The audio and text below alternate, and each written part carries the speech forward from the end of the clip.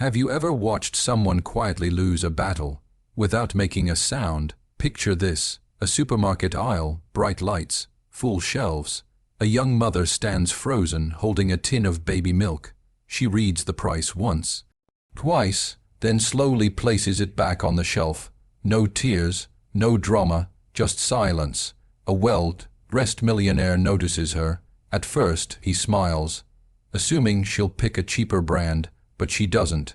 She lifts her empty purse, sighs, and walks away. That moment changes everything, because instead of returning to his shopping cart, the millionaire decides to follow her.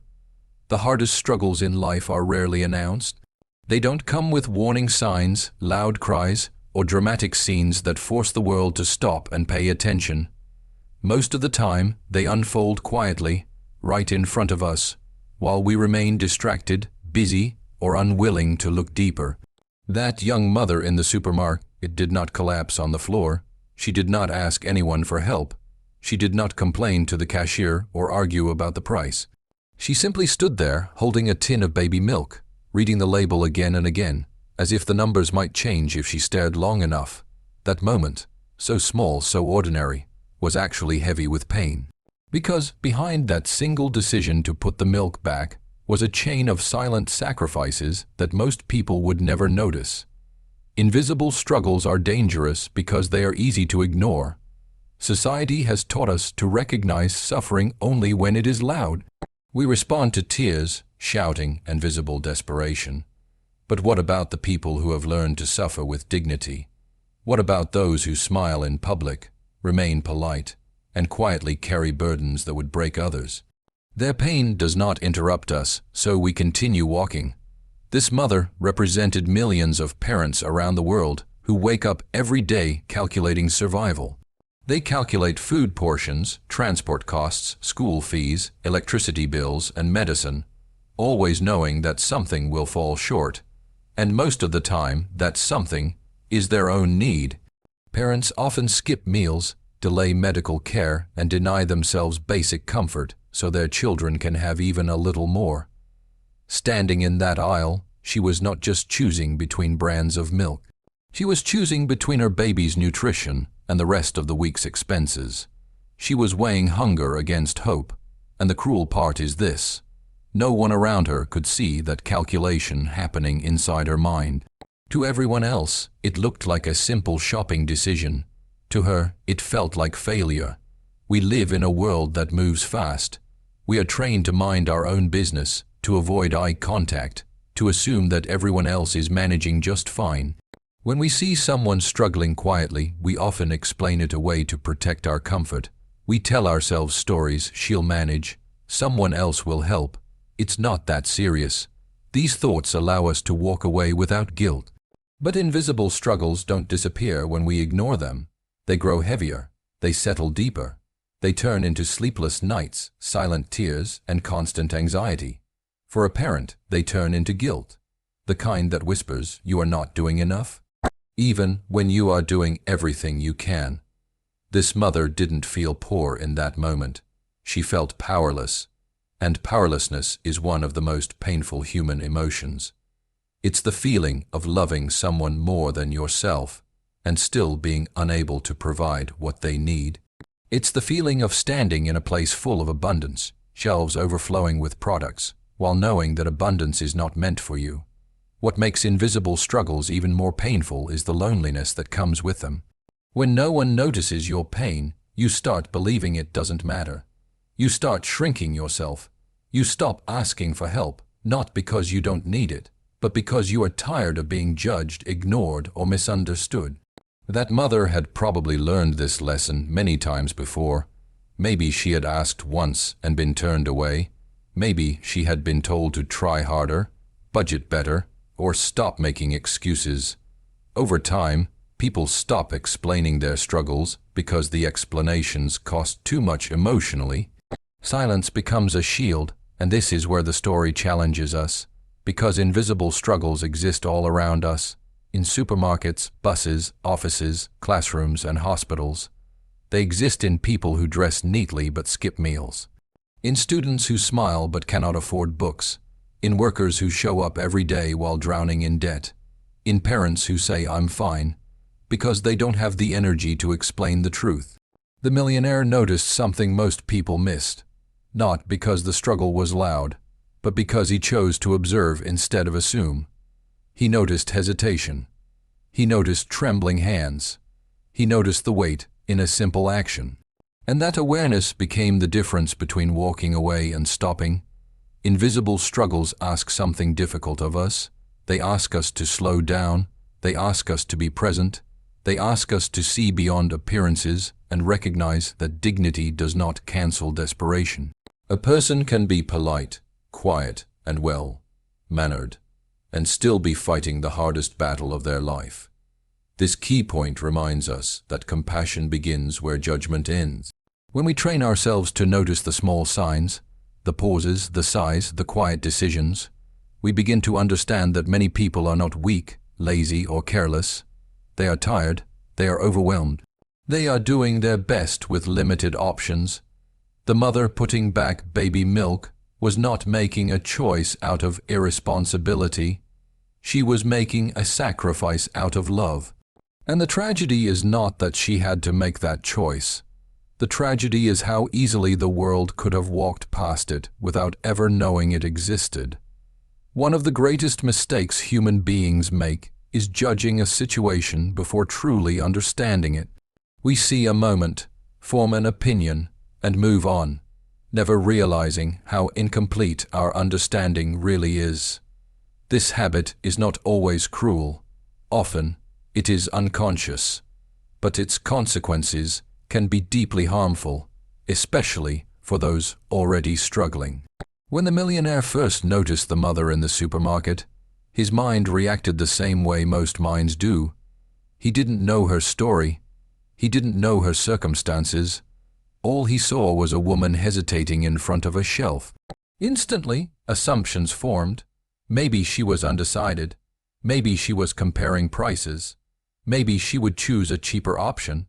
These assumptions felt logical, harmless, and convenient.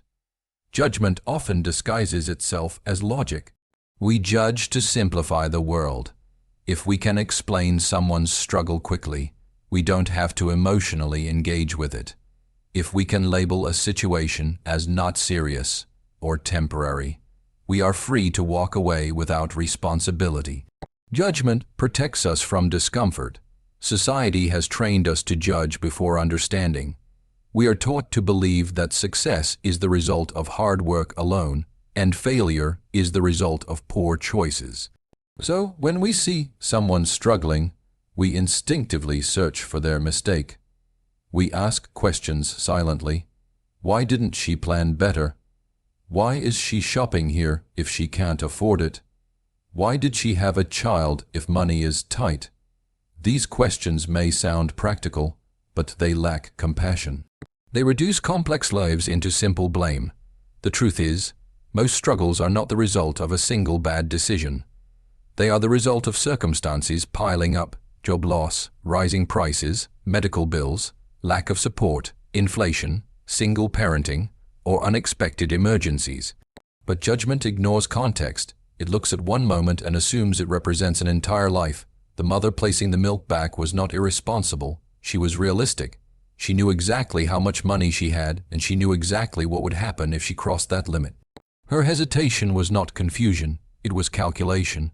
But judgment turns calculation into carelessness and sacrifice into failure. Judging before understanding also creates distance. Once we judge someone, we stop seeing them as ourselves. We convince ourselves that their life is different. Their problems are self-created, and their situation could never be ours. This illusion gives us a false sense of security. It allows us to believe that struggle happens only to others. But reality does not respect judgment. Life can change quickly. One accident, one illness, one lost job, one global crisis, and suddenly the line between comfort and struggle disappears. The same people who once judged quietly may find themselves standing in similar aisles, making similar sacrifices. The millionaire's shift began the moment judgment cracked. When he looked again, he noticed details he had ignored before. The way she held the tin tightly, as if letting go physically hurt. The way she exhaled slowly, gathering strength. The way she avoided eye contact, not out of shame, but out of exhaustion. These details didn't fit his initial assumptions. Understanding requires effort. It requires us to pause, observe, and question our own thoughts. It requires humility, the acceptance that we don't know everything and that our first impression is often wrong. Judgment is fast. Understanding is slow. Judgment is comfortable. Understanding is uncomfortable. And that discomfort is exactly what many people avoid. When we judge before understanding, we don't just misread others. We miss opportunities to be human. We miss moments where empathy could change someone's day or even their life. We miss the chance to replace criticism with kindness. The mother didn't need someone to analyze her choices. She needed someone to recognize her reality. She needed someone who would see her not as a case or a problem, but as a parent trying to protect her child with limited means. Understanding does not mean solving everyone's problems. It begins with something simpler but far more powerful, acknowledging that a struggle is real, even if we don't fully understand it. It means resisting the urge to explain someone's pain away just to make ourselves feel better. This key point forces us to look inward. How often do we judge people based on appearance, silence, or a single moment? How often do we assume laziness instead of fatigue, irresponsibility instead of sacrifice, or indifference instead of fear? When judgment leads, compassion follows far behind. But when understanding comes first, compassion walks naturally beside it. The millionaire's story changes not because he had money, but because he allowed understanding to replace judgment. And once that happened, walking away was no longer an option. When the millionaire decided to follow the young mother, he wasn't following her out of suspicion. He wasn't judging her past choices or assuming anything about her character. He was following her story step by step, moment by moment, to understand the reality behind that quiet struggle. And this is a lesson for all of us. It is far easier to stereotype people than to truly see them. But following the story, rather than the stereotype, changes everything. Stereotypes are shortcuts. They allow us to make decisions without effort. When we see a struggling parent, we often assume poverty equals laziness, struggle equals incompetence, and hesitation equals weakness. These assumptions are comforting because they allow us to ignore the uncomfortable truth that real life is complicated, messy, and often unfair. But stereotypes are dangerous. They reduce a person's life to a label, erasing individuality, context, and humanity. By following her instead of labeling her, the millionaire saw details that a stereotype would have ignored. He saw the careful way she managed her steps to save energy. He noticed her gentle, soothing words to a crying baby, words that carried exhaustion, love, and determination all at once. He saw her stop briefly to count coins in her purse before making a small purchase, a moment that revealed not irresponsibility, but painstaking calculation and resourcefulness. Every small action told a story. This wasn't poor planning or laziness, it was survival. This realization is crucial. Human beings are far more resilient than we give them credit for, and they often operate with a quiet intelligence and ingenuity that goes unnoticed because we are too busy assigning blame. When we choose to follow someone's story, we begin to see patterns of courage, sacrifice, and determination that stereotypes can never capture. Following the story requires patience. The millionaire didn't just glance at her and assume he understood her. He observed, listened, not with his ears alone, but with empathy. He noticed expressions, gestures, and decisions that spoke volumes without a single word.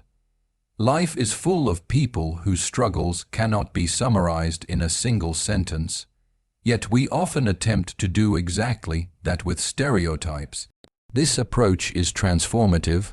Following the story allows us to witness the depth of human experience. It allows us to feel compassion for choices we might never have to make ourselves. It forces us to confront our own assumptions and biases. And it creates an opportunity for meaningful action because we respond to the truth of a person's life. not the fiction our mind invents about them. Consider this. How often do we stop ourselves from helping because we assume we already know the situation? How often do we walk past a homeless person, a struggling student, or a parent in need, thinking, they'll manage, or it's not my problem? Stereotypes provide a convenient excuse to avoid responsibility. Following the story, however, removes the excuse and replaces it with awareness. Awareness demands action. The young mother's story was not visible to the world until the millionaire chose to follow it. And even then, he saw only pieces of it. The exhaustion in her posture, the worry in her eyes, the quiet courage in her hands. Every parent, every person struggling in silence, carries a similar narrative. Most of the time, society never bothers to follow it. Most of the time, people are judged, ignored, or dismissed based on surface-level appearances. By choosing to follow her, the millionaire recognized the humanity behind the struggle. He saw that her actions were deliberate, brave, and deeply motivated by love.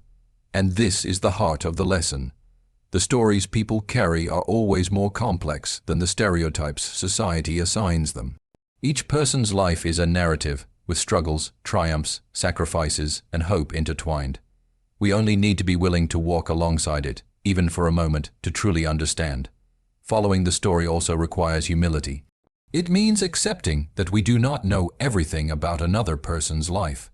We cannot judge motives, measure courage, or assume priorities without taking the time to observe and listen. It requires setting aside pride, impatience, and the need to be right, and instead opening ourselves to the truth, however inconvenient or uncomfortable it may be. In doing so, we are reminded of the power of empathy.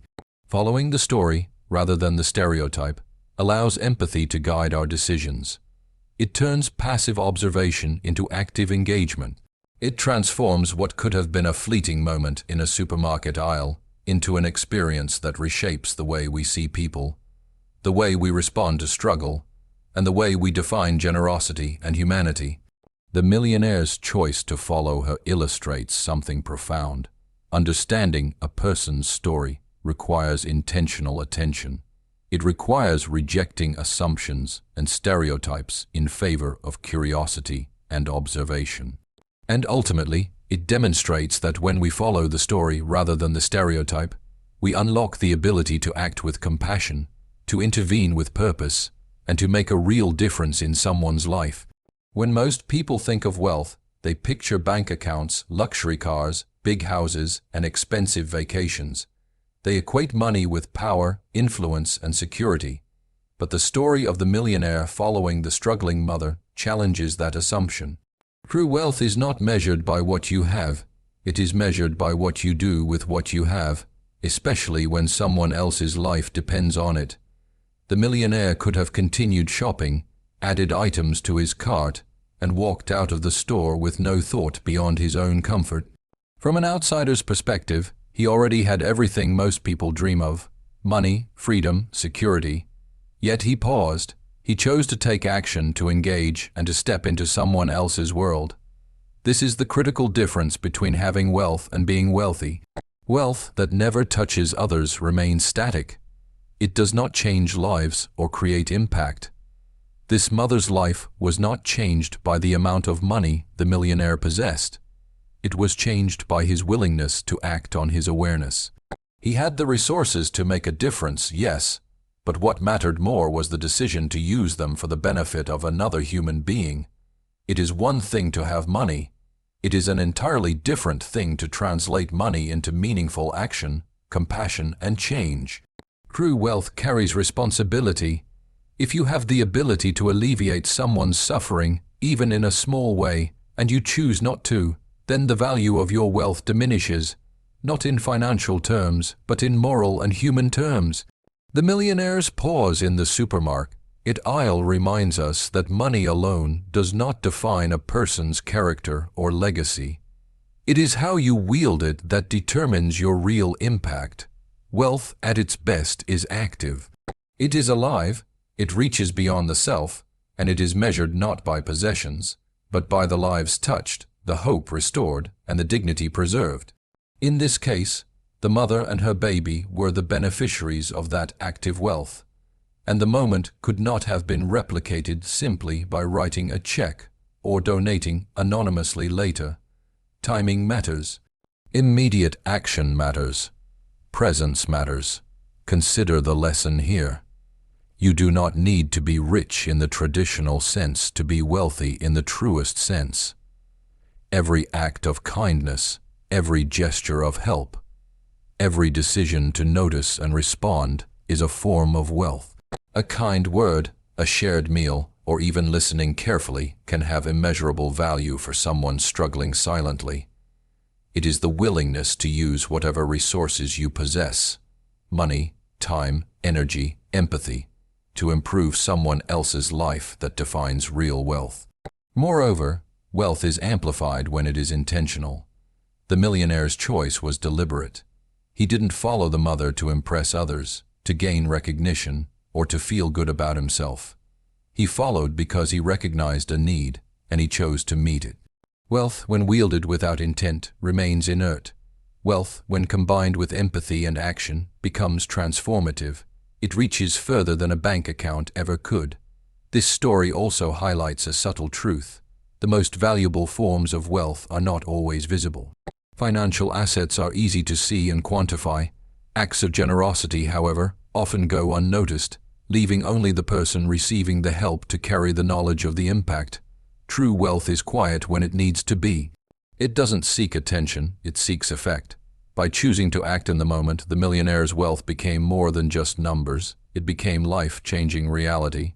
Another powerful insight is that using wealth responsibly benefits the giver as much as the receiver. The millionaire, despite having material abundance, gained something far more enduring than money through his decision: perspective, empathy, and connection. Wealth used to lift others enriches the heart and mind, not just the pocket. It teaches humility, gratitude, and the profound truth that life is not measured by what you hoard, but by what you share. Finally, this story reminds us that we all have the potential to be millionaires, in our own way. Even if our financial resources are limited, we possess talents, knowledge, time, and empathy. When we invest these in others, we experience a form of wealth that transcends material limits. Helping, noticing, and responding. These are currencies that never devalue and always enrich. The millionaire understood that day that wealth is not simply an amount in a bank. It is the capacity to make someone's world better. His money alone would not have mattered if he had chosen to ignore the situation. But when combined with attention, empathy, and courage to act, it became powerful, life-altering, and unforgettable for both the mother and himself. That day, a simple act changed more than one life. A baby drank milk. A mother felt seen, respected, and supported. And a millionaire realized that his true wealth wasn't measured by the numbers in his bank account, but by the difference he could make in someone else's world.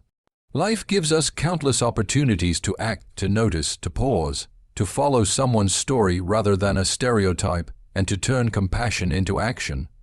Most of the time, we walk past these moments, distracted by convenience or comfort. But sometimes, all it takes is a second, a choice, to change the course of a life forever. So the next time you see someone struggling quietly, or someone placing something back on a shelf because life has made it hard to afford, remember this story. Remember that wealth is not what you own, but what you do. Remember that understanding is stronger than judgment. And remember that even the smallest act of kindness can rewrite a life in ways you may never fully see. But the impact will be real, lasting, and unforgettable. Because true greatness is not measured by what we accumulate, but by how courage, compassion, and humanity touch the lives of others.